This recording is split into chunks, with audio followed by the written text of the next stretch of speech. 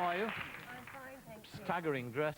It's just a shame I can't walk in it, really. Tumbling down the stairs. Now, 3 questions I've got to ask you. Okay. Right. Is it true that David wears your knickers? First question. Second, is it true that you wear the trousers in your house?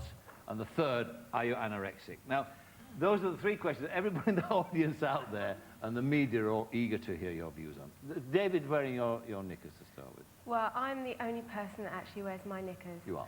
But if you'd like to borrow them, I can see the headlines now. Parky borrows Posh's knickers. That'd be nice, That'd be all right. quite good. But it was a joke. It was a joke. That went wrong.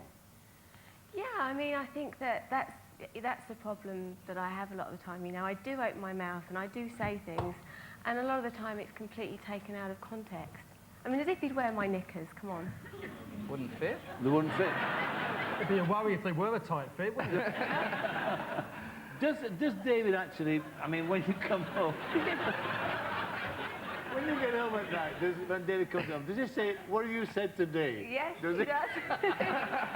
You drop me in it again. Yes, he does. He does it. Yeah, so I've got to be very careful. All right, okay. Now, the business about you dominating him in the house, in the sense of being, you wear the trousers, you're the bossy one. Is that right too? No, I mean, David's a very, very strong character. I think a lot of people think that he's not, just because, you know, he doesn't do a lot of interviews, you know, he doesn't, even when he does, you know, he doesn't speak up a lot of the time, and I'm the one with a big mouth, so a lot of people think that I do, but he's a very strong character, and he would never, ever do anything that he didn't want to do, or wear anything he didn't want to wear. You know, I mean, the skirts and the, you know, the headgear and everything, none of that has actually been my idea. I'd like to take the credit for it, but it wasn't. No, it's I mean, fun, for God's sake. Yeah. I mean, because he's a footballer, and it's this macho world of football. I mean, you dress like that, then there's something untoward and wrong. Yeah. But as far as you're concerned, this thing in the press about you, an anorexia. Now, are you anorexic? No, I'm not. How do you know that? I know it because I eat. Anorexics don't eat. You eat regularly? Yeah, no, I mean, I have a perfectly healthy diet. And what upset me mostly when all of that was actually in the press is that, you know I'm fine. My family know that I'm fine, but there are lots of young children out there who look up to the Spice Girls, you know, and think, goodness, you know, are you meant to be thin? You know, I mean, I look the way that I look now. I used to be a lot bigger, and I lost a lot of weight after having Brooklyn, but this is just the way that I look now. And I mean, it did worry me. I mean, did you go to a doctor? Do you think you might be anorexic? No, I did go to the doctors because it worried me, because I started to get paranoid. So I went to the doctors and I said, look, is there anything wrong with me? You know, I wanted to be totally checked out because I was eating perfectly fine, exactly, you know, as I always have done. And I was losing weight. And they just said that's just something that happens, you know, when you have children. My mum lost 3.5 stone after she had my brother, so it's hereditary. Do you feel now you want to put some weight on? I think that I could probably do with putting on weight, but I just eat what I eat, and this is the way I am. Never get closer to actually give you a diet, sheet. What do you eat? What do I? I have breakfast, then I have a lunch, and then I have dinner, and I snack in between. Oh, that sounds all right. It's very normal. How many lettuce leaves? No. But do you feel that when you go out now, say to a restaurant, that you're being looked at, you're being inspected in a sense for what you eat? Yeah, I mean, that is quite embarrassing. I was out at dinner the other night and I'm sitting there and I ordered a bowl of pasta or something like that, and the man said, would you like a large bowl or a small bowl? You just feel such an idiot. I've just got used to it now. I don't care what anybody says. I suppose every time you go to the loo as well, they think you're going there to chuck up or whatever. Yeah. Well, this is another thing. You know, we were out at dinner the other day, and I was absolutely busting for the toilet. And it's quite sad to think that you can't even go to the toilet, because if you do, people are going to think you're throwing up. Well, what about the public reaction to you? Because there's the lovely story in research about you going into Boots to buy a car seat for the baby. Yeah. What happened is I needed to get a new car seat for Brooklyn. And he had to weigh like 21 pounds or something before he could sit in this car seat. So I went into Boots and I had no idea how much he weighed.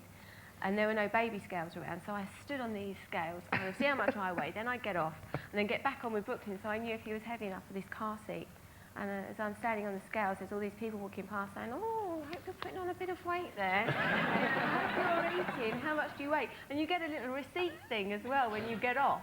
And at first I didn't realise, and I walked away. My mum said, you better get that, or that will be in the newspaper. Oh, it would have been, yeah. Can you imagine? It's a very good way of weighing things. I do that with my Christmas ham. You're right. Not in boots for chemists. On the pier, we speak your weight.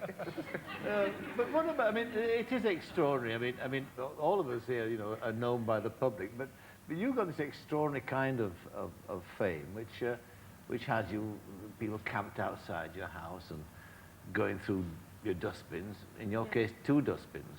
Yeah. I mean, how inhibiting is it? How worrying is it for you? I mean, what do you feel about it?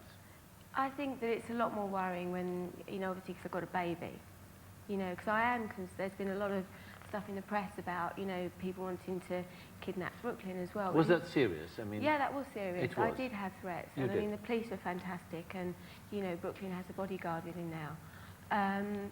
But it is something that's really worrying. That's every parent's worst nightmare, something happening to their child.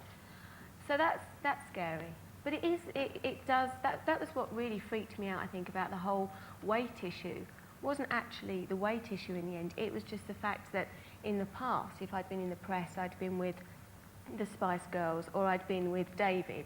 And for the first time, it was just me. I was completely singled out.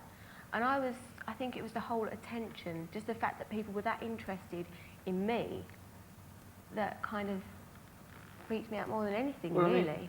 I mean, it gives some idea of distorted sense of news values. The fact that you had a baby took the war and the conflict in the Balkans off the front page, and it was the lead news on the TV. So I mean, there's a strange sort of perverted logic at work here, isn't there? I mean, it's quite dangerous too, because there are obsessive people out there. Yeah. It is really worrying, and it is really strange, and I'm one of these people that, I go home at night and I put on my pyjamas and I sit in front of the telly with my mum and dad and David, and I never think, so you don't actually realise quite how interested people Victoria, are. you say that, and yet you see there'll be a lot of people out there watching who would say, well, that's not really true, because, we see them in the newspapers, we see them out glamorous, all poshed up. We see this couple who invited this magazine in to their wedding and, took £1 million for it or wherever it might be. So in a sense, they would say they're inviting that kind of scrutiny. Yeah. Whenever, so I go out, if we go out for dinner or if we go to a club, you have to continue with your life. Yes, there's going to be photographers, but you can't hide away completely. We don't ask to be in the newspapers. I get photographed if I go to Tesco's or Marks and Spencer's or anywhere like that. It's not just going places where you're going to get photographed. And talking about the magazine getting paid for, yes, I'm going to say, my people wedding. say you did ask for them to go to your wedding, so therefore you booked the publicity, so to speak. Yeah, I mean, wouldn't? Exactly, that was my next £1 million. question. If we asked everybody out there, if you got offered a lot of money for pictures that were going to be in the press anyway, if they weren't in OK Magazine, they'd have been in all the newspapers, they'd have been in another magazine, then who out there wouldn't have accepted the money and said, thank you, nice pictures that I can control? I think everybody out there would do it. I'd have been daft, come on. Totally bit daft, I agree with you. Yeah, It'd be worth getting married for, is somebody offered it.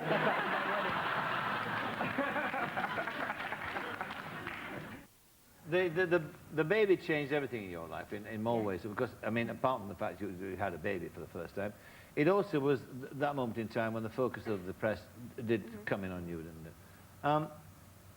You started off by wanting to be famous. That was your ambition. You wanted to make a name for yourself. Looking at what you've got at this kind of fame, are you glad you had that ambition? Is this what you expected? Is this what you wanted? I always wanted to be famous, and I am the luckiest girl in the world. But I'd say that it's got to a stage now where it's gone beyond that. It's gone beyond everything that I ever expected. I mean, every day, literally, you pick up a newspaper and there's either me and David or me or David in the newspaper. And it has gone beyond just being famous. It's almost like a joke I now, don't suppose you could have really. imagined being as famous as you became. I mean, there's fame and fame, isn't there? But, you are sort of world famous, I suppose. So, it is a level which... you can sort of not read the newspaper. That's the only thing I think you can do to sort of is actually not read them, so it doesn't impinge on your consciousness. So if somebody says you're on the front page of the Daily Mirror, it's hard to do. It's very difficult. But if you don't actually see it, then it lessens its effect. It's very difficult to do, but I think that's about the only thing you can do. I think so, but then also, you know, the media controls what everybody thinks, okay? People pick up a newspaper, they read something, and 9 times out of 10 they're going to believe it. So I'd like to be aware of what people, you know, what people are thinking. There was a guy that, I better not mention his name, there was a guy that we haven't had good news for you, Elvis Costello. Oh, right. But, no, it's not a bad story. It's not a bad story about him particularly. But he said I think he just separated from his wife or something, and he was with his wife now or whatever, his girlfriend at the time. He was on this train coming back from Liverpool where he was born.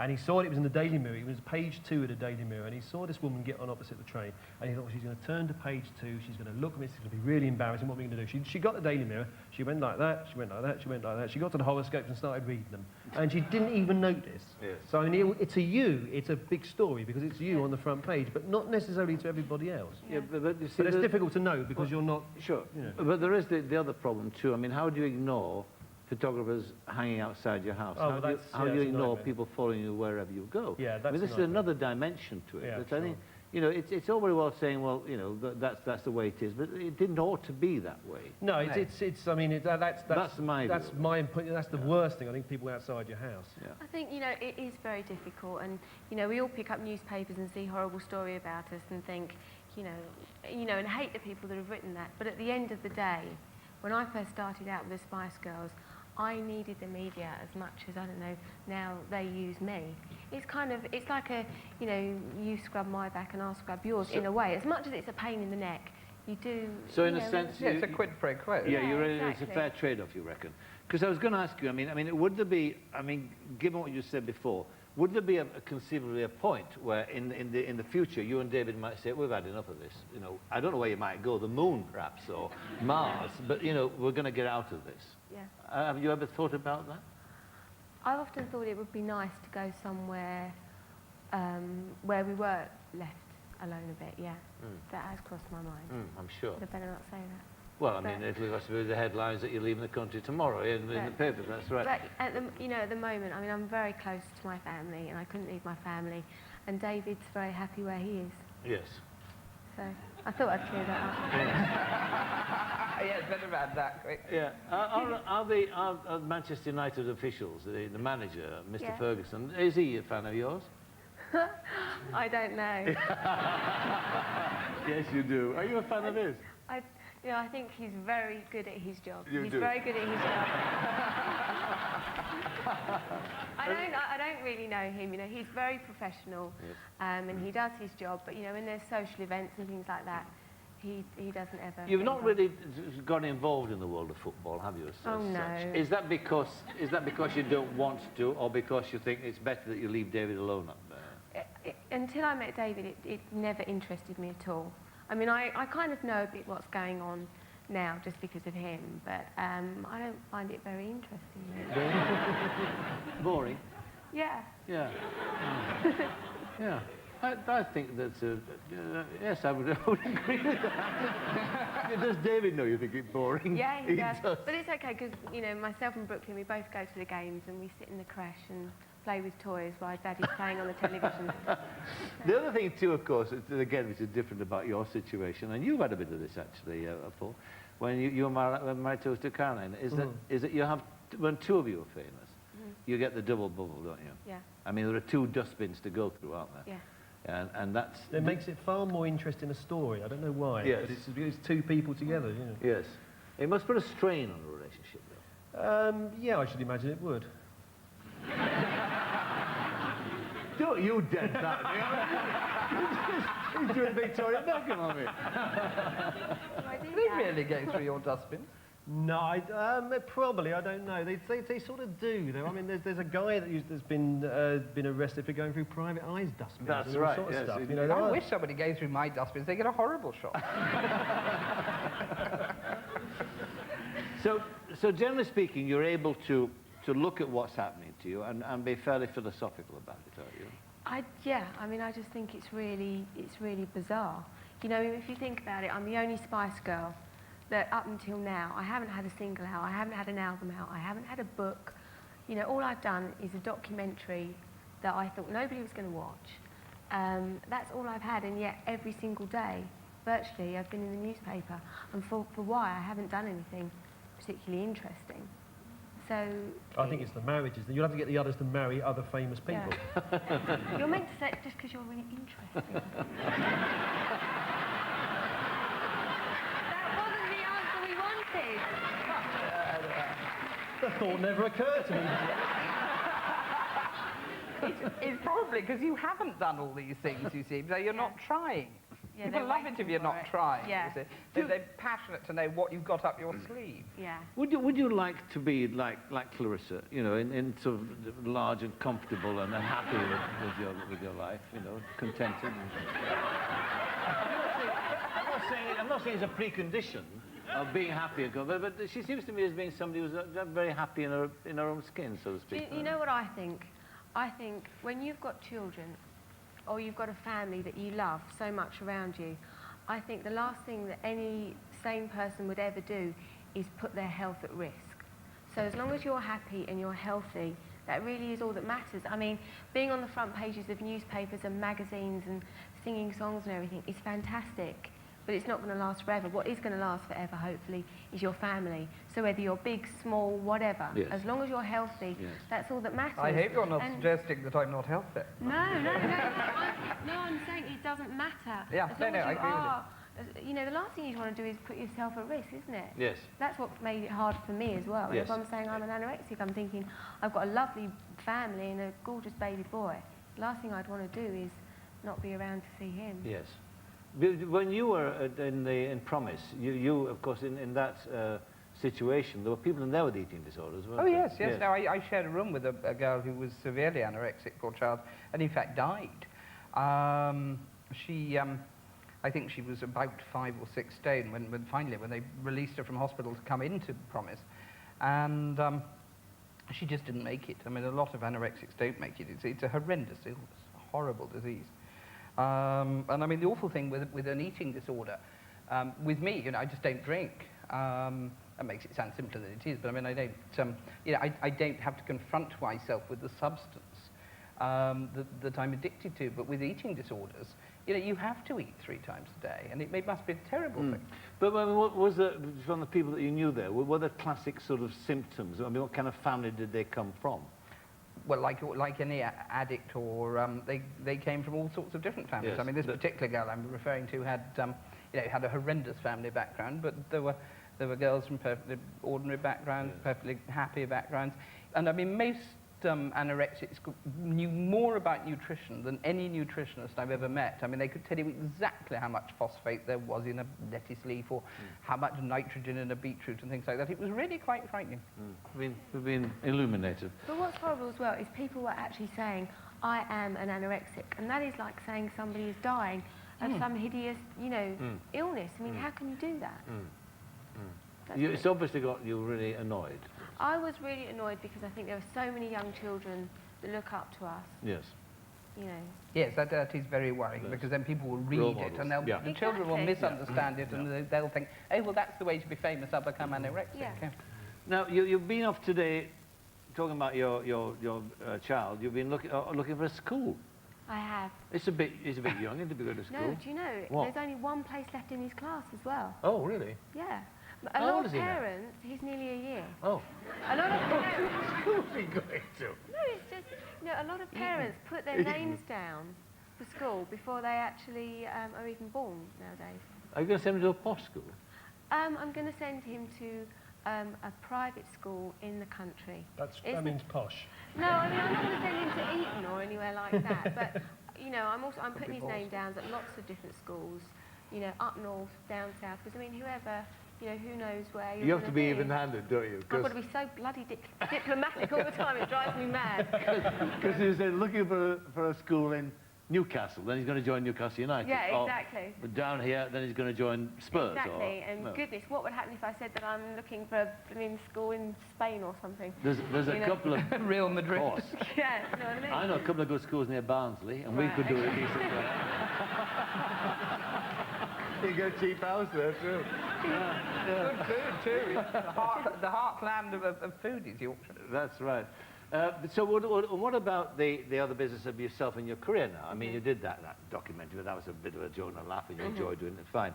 But what else? What about acting? Because originally you wanted to be an actress, didn't you? Yeah, I wanted to be an actress when I actually went to a drama school.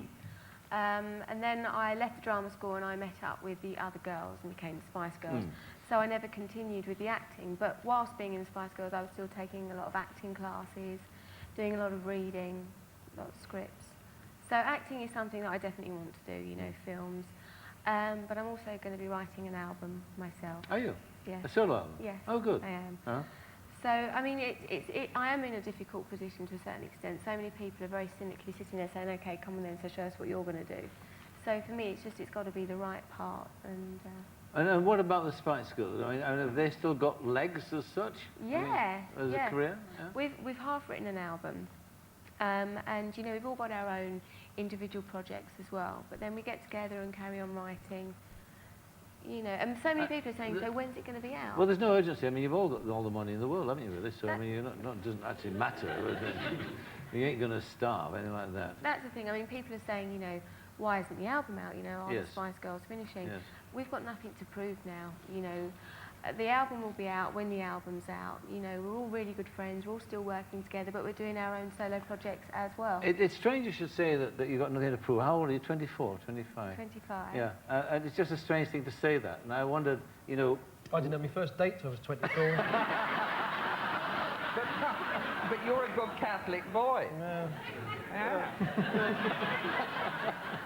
First date, a wonderful euphemism. When are you on your first date? When I was 20. Is that true? Yes, why would I lie about it? True, yeah. He's made up for his sins, though. Absolutely. Yeah, I've heard that. Once you discovered what it was for. Yes. I mean, your address book. I'll tell you the other thing, too, that I wanted to check on, a bit of tabloid ease here coming as well. They told, we read, that you had a boob job done. I haven't had a boob. If I'd have had a boob job, I'd had them done bigger than this. Yes, That's all I can say. Yeah, but that was in the papers, wasn't it? Yeah. Yeah. And what do you think when you read that?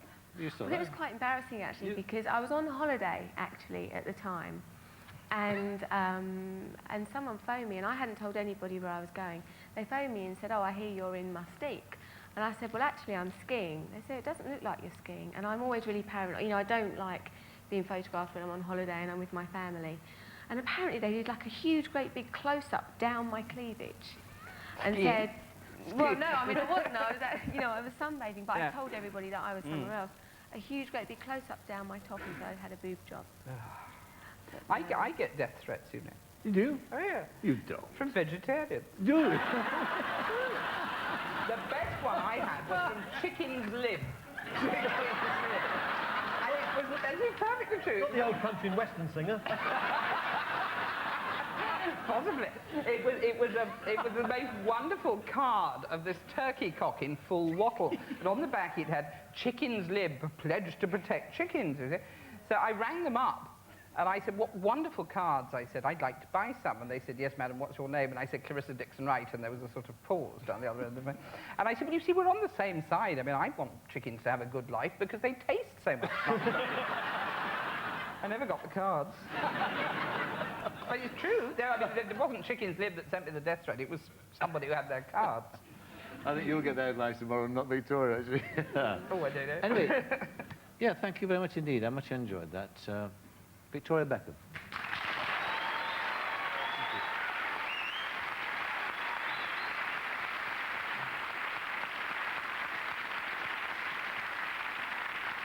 My thanks to Paul Murren, Clarissa Dixon Wright and Victoria Beckham. Next week my guests will be Alexis Sale, David Blunkett and Martin Kemp. Until then, from all of us here, a very good night. Good night.